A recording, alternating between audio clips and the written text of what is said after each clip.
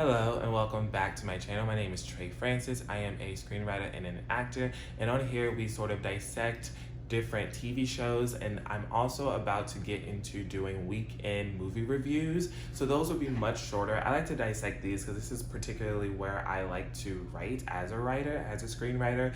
I love to write 30-minute television essentially for networks or streaming services such as HBO and Netflix and things like that, just because, Amazon, because it gives you more time. There's no commercials. So I like dissecting these, and so these takes a little bit longer. However, I try to keep them at around the 15-minute mark, but we are going to start doing movie reviews, which will be much shorter, a little shorter, maybe knock off 5, maybe almost 10 minutes and make it a lot shorter video. So I'm looking forward to start doing those. I believe if I don't kick in one this weekend, then I will kick in one next weekend. That will be after my birthday because, there's a lot of, just some different things I'm trying to do for my birthday. So whatever. So we're going to get into this video. So this video is a review / recap of I May Destroy You. It is the first season, episode 8.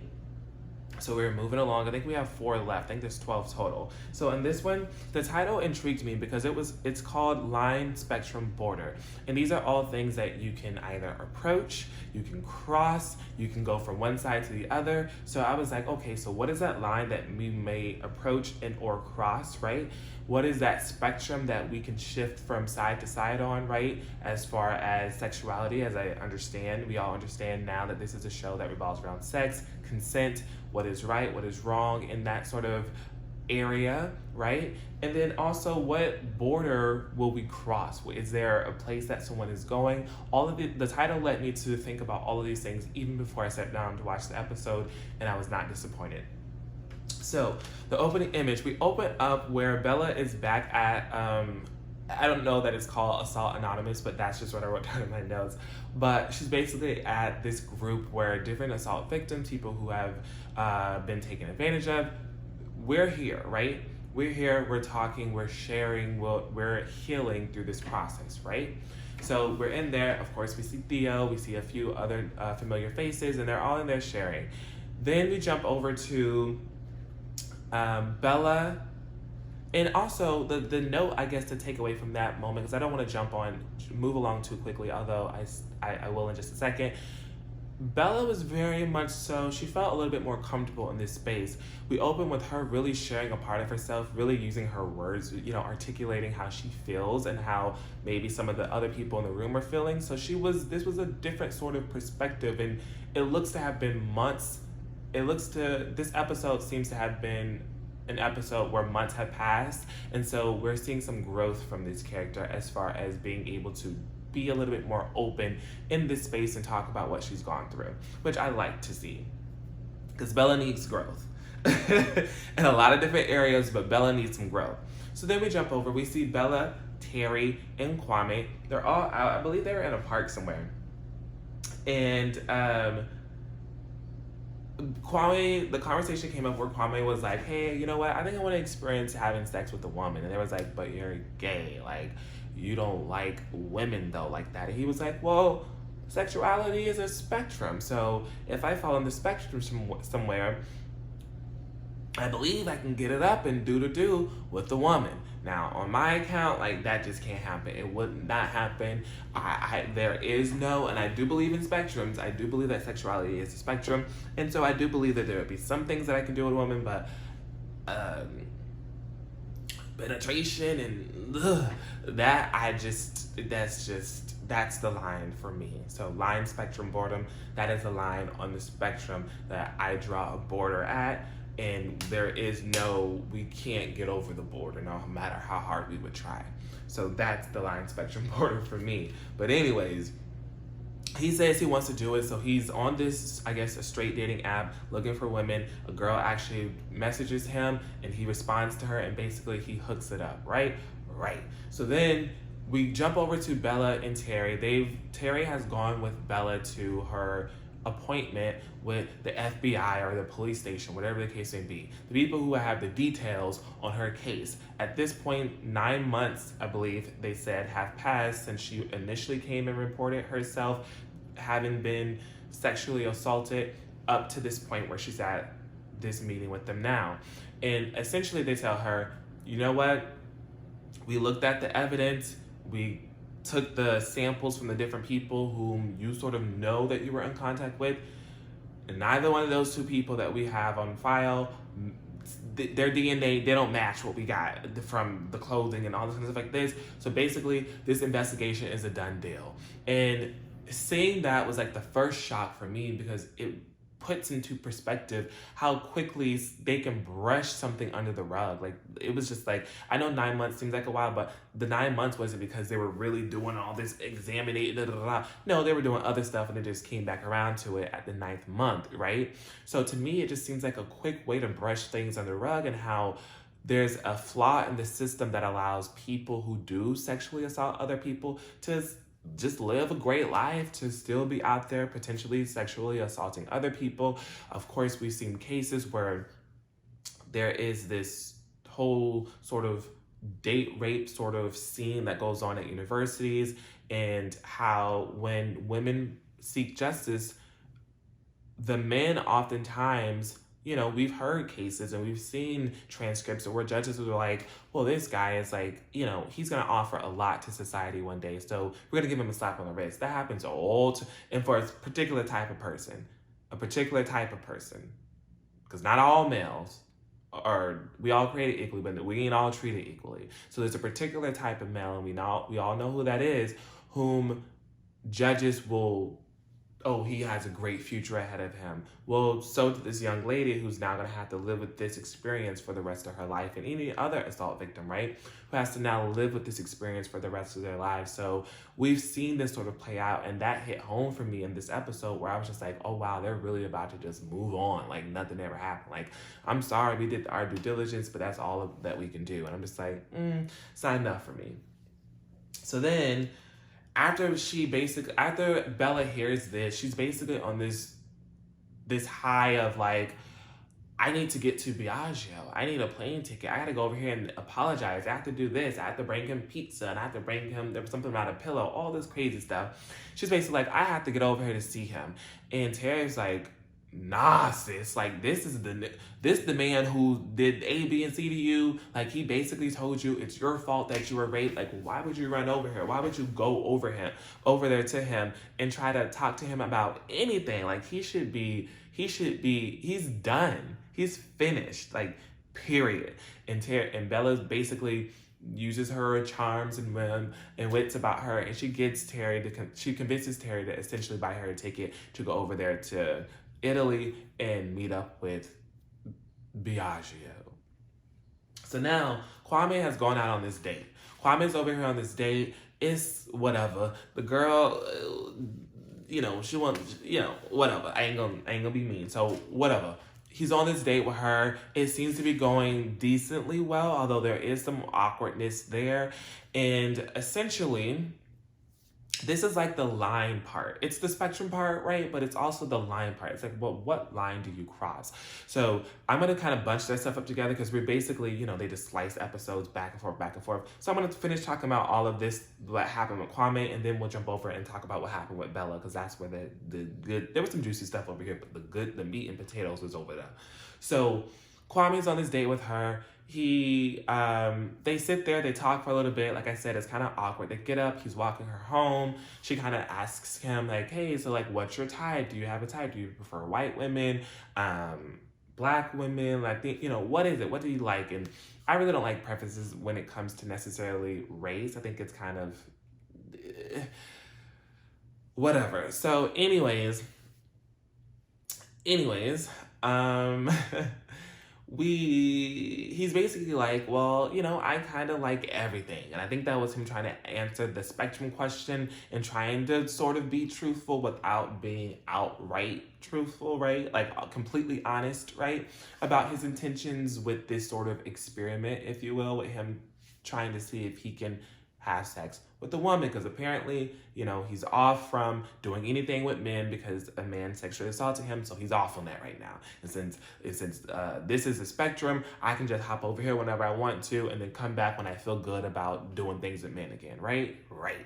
So this is his perspective, right? Right. Okay. So He walks her home.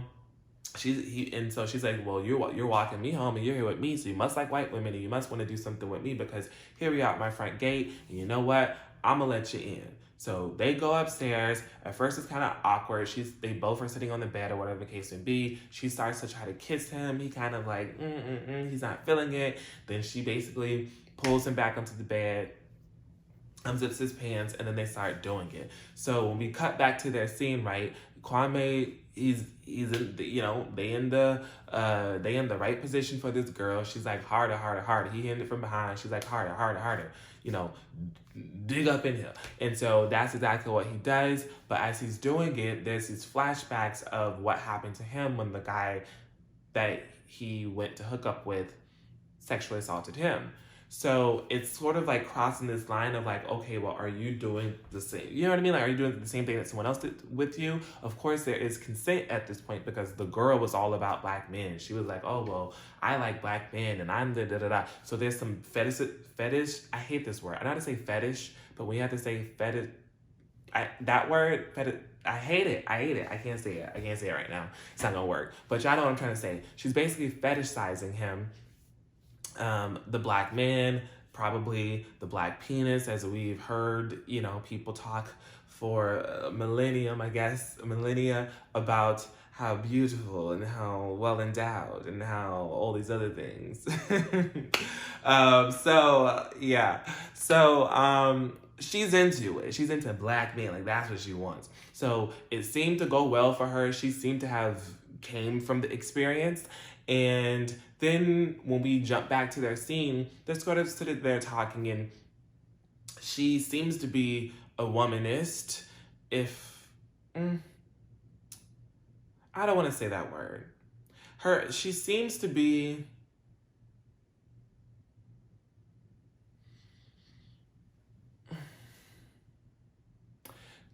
I'll say this.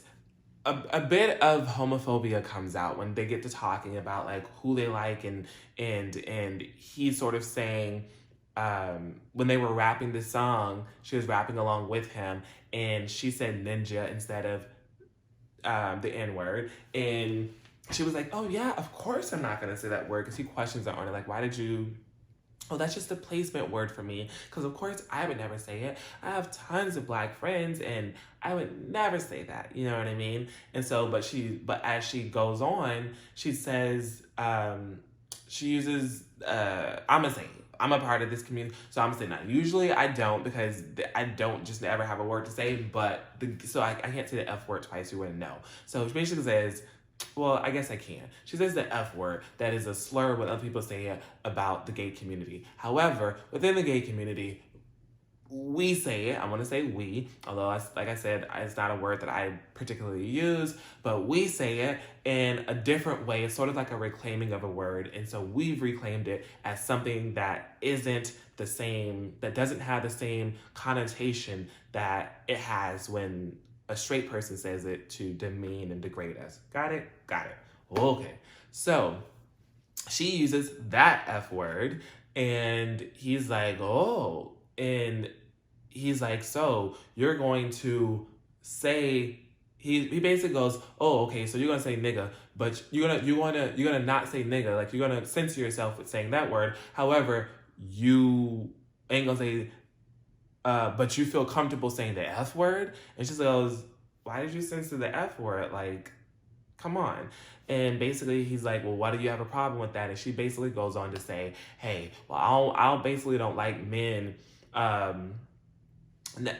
appropriating, if you will, women, like the women's behavior and the way that women da-da-da-da-da, which is ridiculous. But that's her viewpoint. So then he comes out and he basically says, well, I'm gay. And she's like, no, you're not. He's like, yes, I am. She gets upset about it. Well, why would you sleep with me? Like, I'm a woman. Like, if you don't like women, like, why would you do this? And he tries to go on the spectrum run. She ain't trying to have it. Get the fuck up. Get the fuck up out of my place right now. She I thought she was going to end with the N word, but she didn't. But she basically kicks him out. So then we jump over to Bella at Biagio's. Bella, she comes, she knocking, she trying to get in the thing. It ain't working. So as this other lady comes home to get into the building, get into the gate and then get into the building, Bella sneaks her way in behind her. She gets up to his door. She's knocking. He doesn't appear to be there. So she picks up the plant, the potted plant, and she's like, oh, here's the key that I've always used before. He's always left it here before me. I'm going to use his key. I'm going to get inside. She goes inside. He's nowhere to be found. So now Bella's sitting at the table. She's writing, I guess, something that she wants to give to Biagio, it appears. And he enters his place. He scares her and he yells at her like, Bella, what are you doing here? And she goes in for a hug and they embrace. And she basically is like, hey, I came to apologize. I didn't mean to send you down there to give your sperm and your DNA and have these people check into you and be accusing you of anything. That wasn't my intent, I guess. And I'm sorry. I brought you pizza from your favorite place.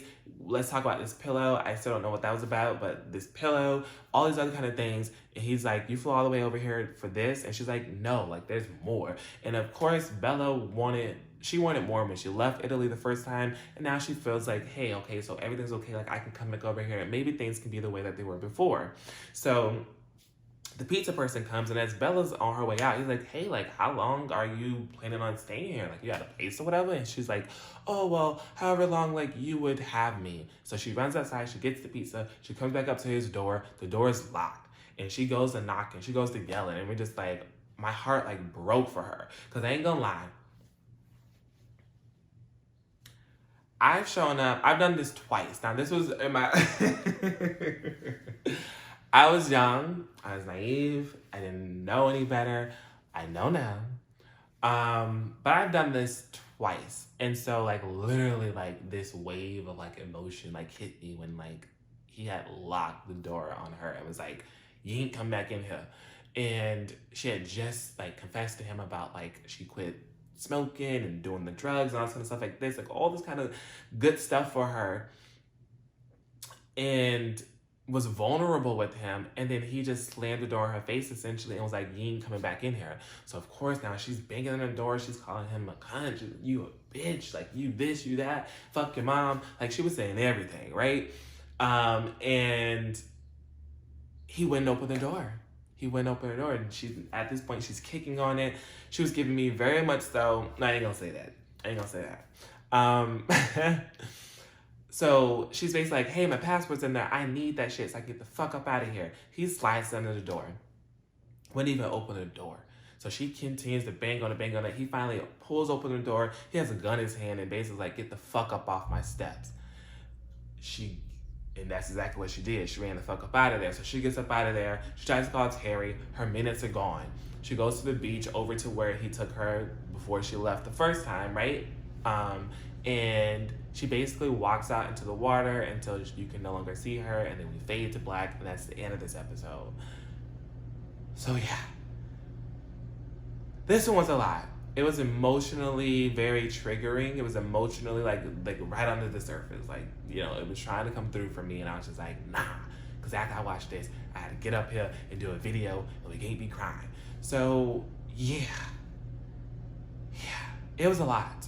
It was a lot. But very beautifully written, beautifully acted, and very much so important conversations.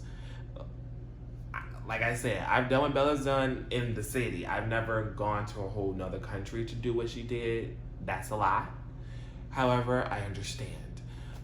So, wow. I don't even know where we can go in the next 4 episodes, but it just continues to get better and better and better. Again, please like. It helps with the algorithm. It helps me grow this channel. I'm really trying to push to get to a particular number before the end of this year. So I got some work to do on myself with this channel. I got to be, of course, uploading a lot more, but I appreciate the people who do take the time to watch and to leave a comment and to like and to share and whatever else you do. Thank you so much. I'm gonna get up off of here because I feel like I've already rambled on too long, and I'm gonna be upset because that's just how much longer it's gonna take for this to upload. So thanks for watching, and I will see you all in the next one.